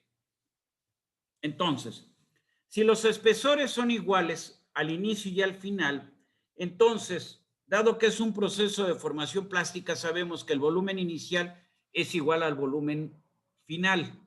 Entonces, ¿eso qué significa? Si los espesores son iguales, eso significa que el área inicial de la pieza a ser embutida y el área de la pieza embutida tienen que ser iguales. Entonces decimos, los volúmenes son iguales, el volumen inicial es el espesor por el área inicial y el volumen final va a ser el espesor final por el área final. Pero espesor inicial y espesor final, o espesor, perdón, inicial y espesor final, ¿cómo van a ser? Van a ser iguales. Entonces, en el embutido vamos a considerar, en principio, que el área de la pieza inicial es igual al área de la pieza embutida. ¿Sí? Muy bien. En realidad, cuando embutimos, quedamos que íbamos a tener una cierta zona con un radio. En realidad tenemos una zona cilíndrica, una zona curvada que tenemos aquí y la zona plana. ¿Sí? Muy bien. Entonces, ¿cómo podríamos considerar que es el área antes de ver otra cosa? A ver, vamos a cambiar a la pizarra. Me voy a la pizarra. Muy bien, voy a borrar esto. Muy bien. Entonces, vamos a partir de que lo que tenemos es una lámina y su forma, bueno, le vamos a, no me gustó, voy a echarlo para atrás. Esto lo voy a poner con esta imagen mejor. Esta es la lámina, sí, de partida, ¿sí? Esta lámina tiene un cierto radio y por consecuencia un cierto diámetro. Más o menos ahí está el radio, ¿no? Ahí está. Tiene un cierto radio. Y con esto ustedes van a hacer una pieza de geometría cilíndrica. Lo voy a poner ahorita nada más así. Bueno, no me va. Está bien. Vamos a poner ahora esto así. No me gusta cómo quedó, va para atrás. Muy bien, entonces...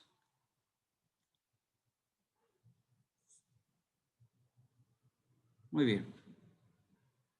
Esta es la pieza que vamos a hacer.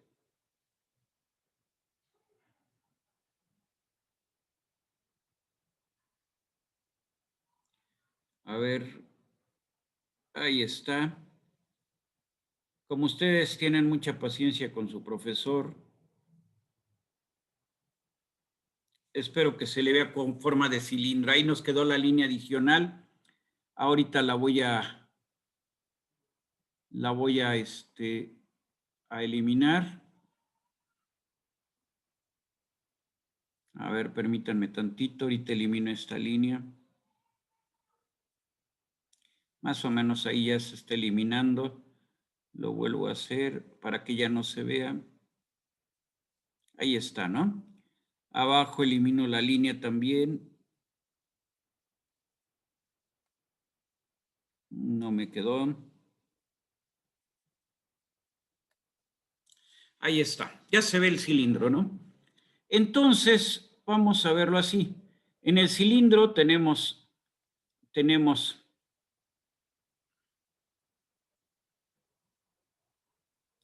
esta superficie. Espero que así ya para todos quede.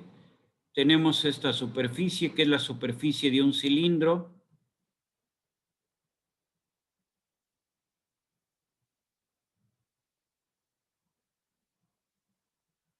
Muy bien. Esta superficie, ¿cuánto vale? Esta área de aquí, ¿cuánto vale? Esta área de aquí, ¿cuánto vale? Esta área, y voy a ponerle área 1, es pi por el diámetro de embutido, pi por el diámetro de embutido, ¿y por quién? Y por la altura, ¿no? Por la longitud, como ustedes quieran. Pongo altura. Entonces, tenemos aquí, entonces, la altura de la pieza y aquí tenemos este parámetro que es la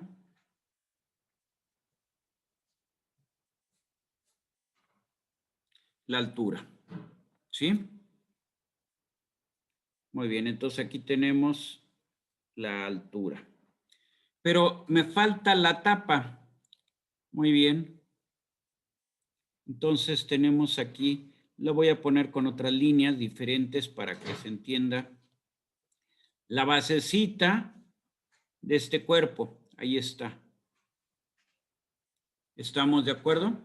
Me falta de considerar esa área. A esta área de la basecita la voy a llamar 2. Y esto es pi por el diámetro de embutido al cuadrado y sobre 4. Muy bien. Esto que tengo aquí es el área inicial. ¿Y el área inicial es igual a cuánto? Bueno, aquí tenemos, podemos verlo como radio o como diámetro, como ustedes quieran verlo.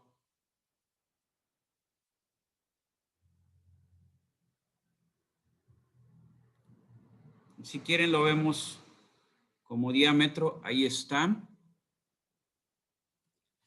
Entonces tenemos el diámetro inicial, el diámetro del disco de partida. Bueno, quedó horrible este diámetro. A ver si no se borra la... Bueno, no. Aquí lo voy a tratar de...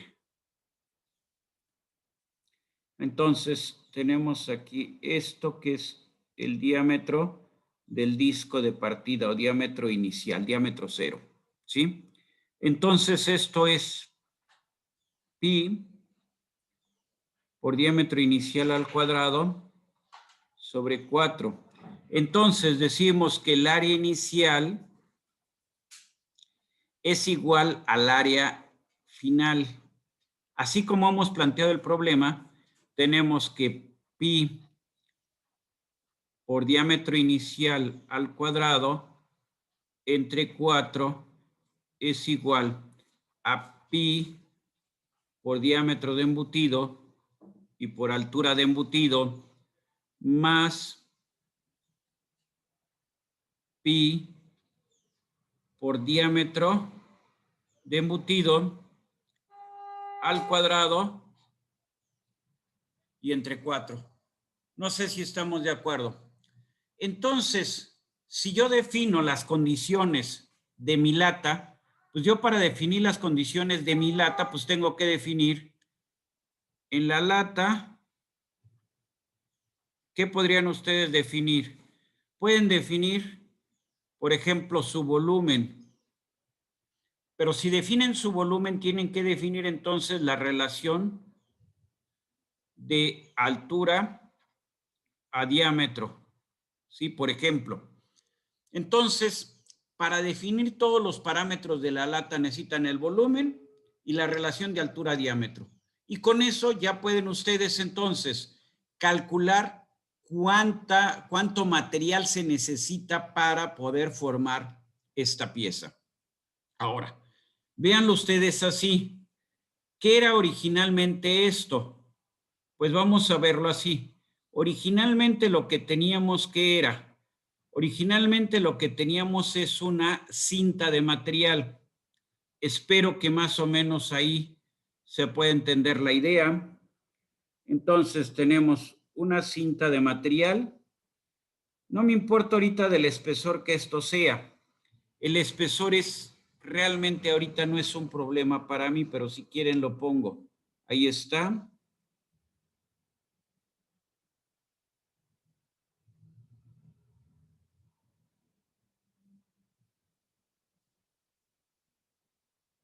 Ahí estamos. Muy bien. Entonces ustedes tienen la cinta de material, ¿sí? Del espesor que ustedes van a necesitar trabajar. ¿Cuál es la primera parte del proceso? Pues estoy tratando aquí de que se vea como espesor. Muy bien. Entonces, la primera parte del proceso, ¿en qué consiste? Consiste en troquelar. ¿Qué van a troquelar ustedes? Un círculo, ¿no?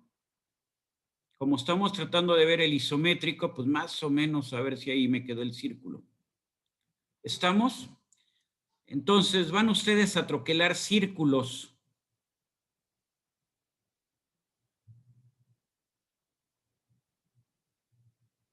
Espero que quede ahí la idea. Se supone que ambos son del mismo diámetro, ¿no? Ya si no se ve así, bueno, es problema del dibujante.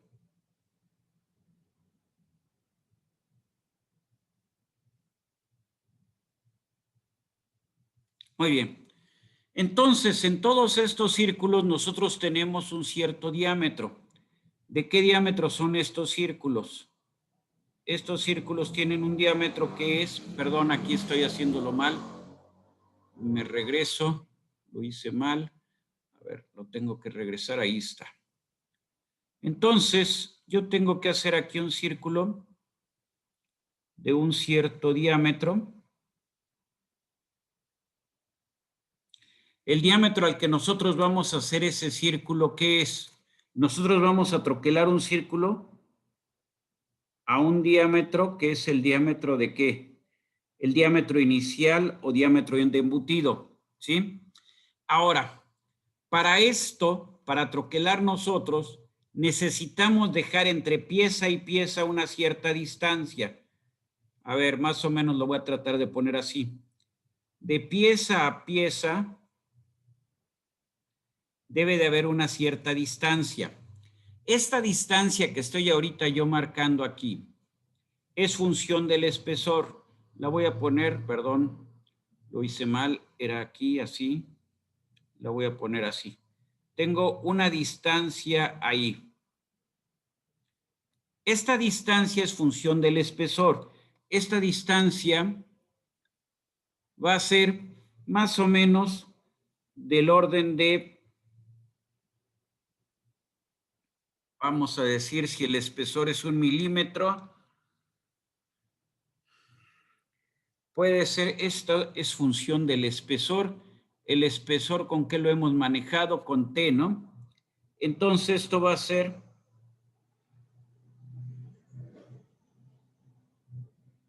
0.2 T, donde T es el espesor. Y también tenemos que dejar una distancia del borde del círculo que estamos troquelando a la orilla de la cinta. Ahí lo estamos manejando. Entonces, marco esa distancia aquí, en este dibujo. Esa distancia del borde del círculo al borde de la lámina, también vamos a decir que es más o menos del orden de 0.2 T. Muy bien. Entonces, con esto ya podemos continuar. Para hacer la lata, ¿qué fue lo primero que hicimos? Troquelamos. Troquelamos un disco. Y ese disco luego, ¿qué fue lo que hicimos? Este disco lo que hicimos fue luego embutirlo. ¿Podemos troquelar y embutir al mismo tiempo? Sí, si nuestro proceso es de poca producción. Si nuestro proceso es de alta producción, se recomienda troquelar primero y luego hacer el embutido. Muy bien. ¿Queda la idea de esta imagen, de esta figura aquí, de todo lo que hemos comentado? Sí. Muy bien. 2:30, le damos 10 minutos, ¿están de acuerdo? Y ya Sí, nos profesor. vamos a comer. Órale. Adelante. Sí, profe. Órale, perfecto, nos vamos después de eso a comer. Entonces, vamos a ver aquí. Estábamos en esto. Muy bien, si yo considero el radio curvado, se complica un poquito más la expresión, nada del otro mundo, se puede hacer también. Y los resultados por motivos prácticos casi son iguales. Entonces, para un cálculo aproximado, podemos considerar que los bordes son rectos, nunca van a ser rectos, pero para cálculos aproximados podemos considerar bordes rectos, ¿sí? Muy bien. Radios menores de 10 milímetros con bordes rectos es más que suficiente. Cuando son radios mayores de 10 milímetros hay que considerar el efecto de esta curvatura. Muy bien. Aquí vemos el proceso de embutido. Lo vemos desde que inicia. ¿Con qué iniciamos? Con un disco de diámetro 0. Ahí está, diámetro inicial, ¿sí? Tenemos el punzón, tenemos el pisador, tenemos la matriz. Ya quedamos que el punzón tiene sus radios, o sea, el punzón no es un punzón de corte, es un punzón de doblez, es un punzón de embutido, ¿sí? Y entonces, ¿qué va a hacer el punzón conforme vaya empujando al material? Va a ir formando en la pieza, va a ir formando un cuerpo hueco, un tazoncito, yo siempre es lo que les digo. Aquí tenemos la etapa inicial del material, una etapa intermedia y la forma final. Fíjense ustedes lo que se hace. El punzón empuja hacia abajo, ¿sí? La carga, pues, es una carga, podríamos llamarle que, pues, no es compresión en el material, sino trata de estirarlo en sentido estricto. Entonces, la carga la va generando el punzón. Y en toda esta sección, todo esto que se ve como pared y esto que se ve como pestaña, ¿A qué se va a someter? Se va a someter a tracción. ¿Por qué? Porque nosotros estamos empujando hacia abajo el material y el pisador lo está sujetando. Entonces empujamos, sujeta el pisador. Entonces, ¿cómo vamos deformando? Por cargas de tracción. ¿En qué zona estamos deformando? En todo, lo podríamos ver como un cinturón, en todo lo que es esta región, ¿sí? En donde el material está pasando de tener un acomodo que es en formando un disco a un acomodo en donde está formando un cuerpo cilíndrico. No sé si está la idea. Entonces, si nosotros hacemos todo el análisis, que no es complicado, la verdad no es complicado, pero sí lleva un rato y no pretendo hacerlo, aquí viene todo el desarrollo. A final de cuentas, la fuerza de embutido va a estar dada por el esfuerzo de excedencia considerando endurecimiento, por 2pi, por el radio final, o sea, el radio de embutido, por el espesor, eso es perímetro, sí, por espesor, eso es área, y por el logaritmo natural del radio inicial. ¿Cuál es el radio inicial o el diámetro inicial? El diámetro del disco entre el radio final. ¿Cuál es el radio final? El de la pieza embutida. ¿Estamos de acuerdo? Entonces, esta expresión que está ahí, esfuerzo de excedencia considerando endurecimiento, por 2πr es perímetro, por el espesor es el área que estamos trabajando, es el área de un cinturón, ¿sí? Por el logaritmo natural de la dimensión del diámetro inicial entre el diámetro final, o sea, qué tanto estamos reduciendo, qué tanto estamos, qué tan forzado está. Normalmente, esta relación de radios puede ser de 2:1, un poco más quizá, de 2.5:1, pero hasta ahí. Si ustedes intentan embutir a una condición mayor que esa, normalmente lo que pasa es que la carga se eleva lo suficiente para que el material se empiece a adelgazar. Y si se adelgaza el material, la pieza no va a servir. Cuando les hablo de que están ustedes trabajando sobre un anillo, piensen en el cilindro, en la parte cilíndrica del cuerpo que están embutiendo y hagan un corte. ¿Qué es lo que van a ver en el cilindro? Lo que van a ver es esto. Y en esto, ¿qué área tenemos? El área que tenemos es el radio por el espesor por 2pi. 2πr nos da el perímetro y por el espesor nos va a dar el área. Por el esfuerzo de excedencia, ya tenemos fuerza, y logaritmo natural de R0 entre RF nos indica la intensidad de la deformación, es el factor que nos habla de la intensidad de la deformación. ¿Estamos de acuerdo?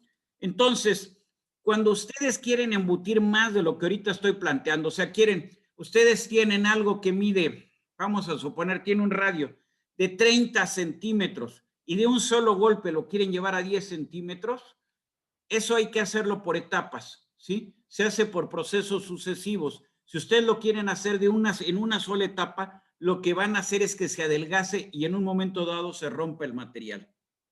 Muy bien. ¿Queda la idea? Por ejemplo, para hacer los casquillos, ¿los casquillos de qué se hacen normalmente? Los casquillos para los proyectiles normalmente se hacen de latón. ¿Por qué de latón? Porque es un material de muy fácil embutición, de muy fácil embutido. Ahí es donde tenía razón su compañero cuando él proponía usar el latón para las latas, ¿sí? El latón, una aleación 70 cobre, 30 zinc. Desde el punto de vista de embutido sería ideal, pero ¿qué pasa con el latón? Realmente es un material caro y es un material de una densidad alta. No es lo mismo trabajar con latón que tiene una densidad de arriba de 8 que trabajar con aluminio que tiene una densidad de 2.7.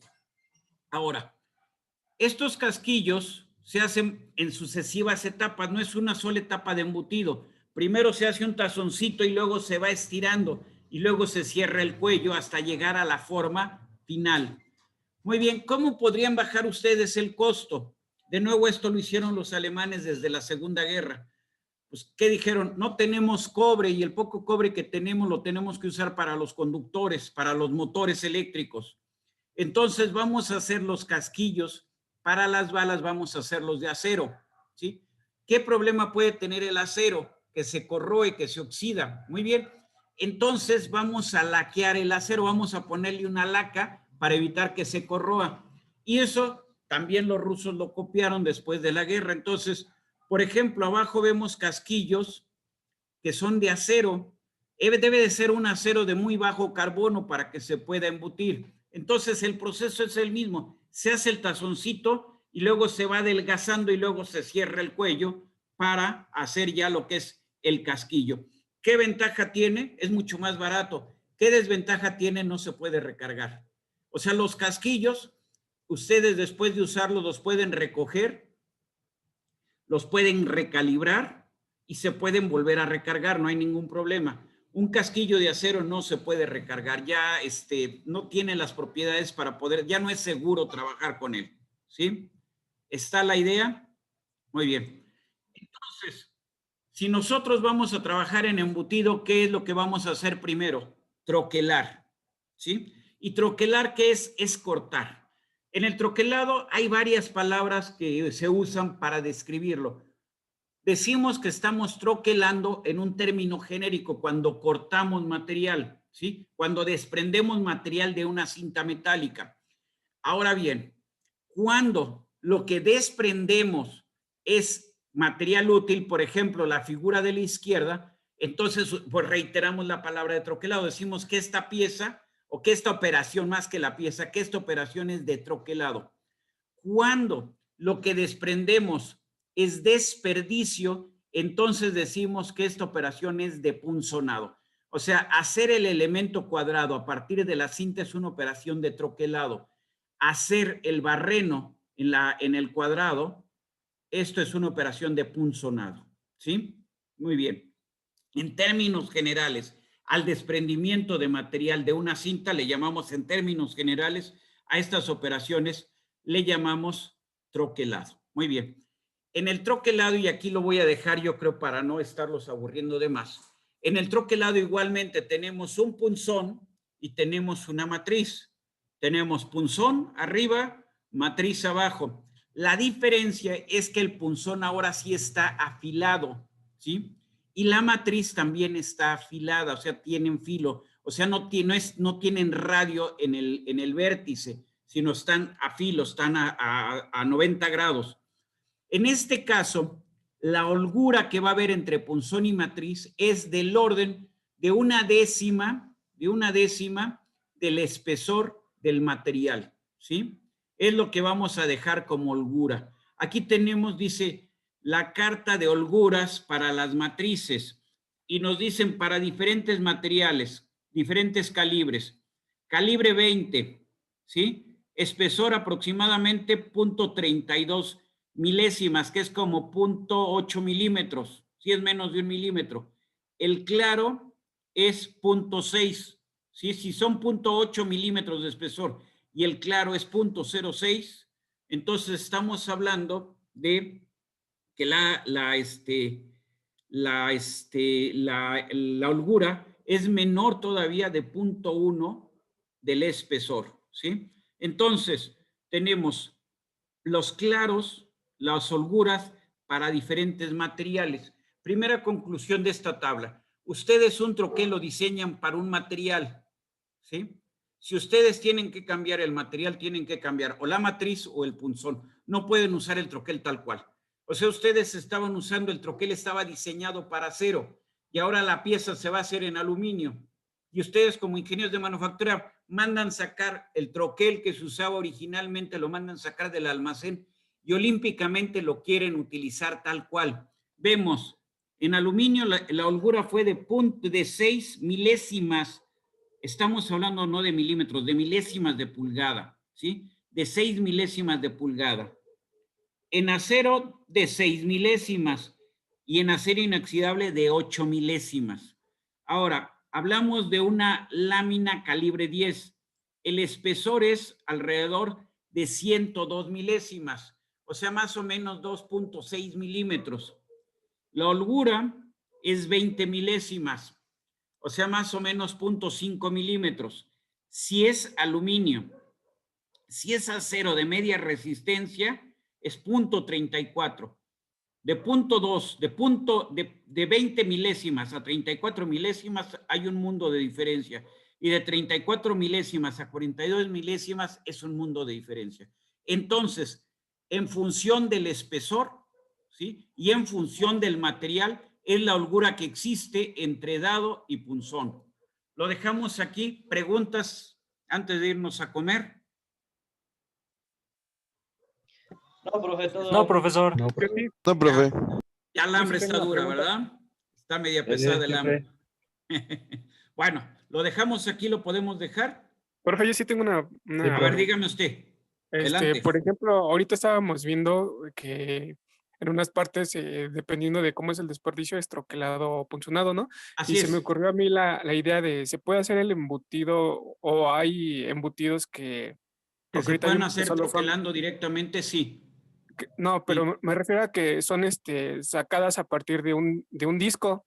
Sí. Sí, pueden salir también estos de, por ejemplo, plaquitas Sí. cuadradas. Sí, sí. No tanto plaquitas. Mire, el mejor ejemplo que tiene usted en donde los dos productos son útiles, yo se los decía la ocasión anterior, son las monedas mexicanas.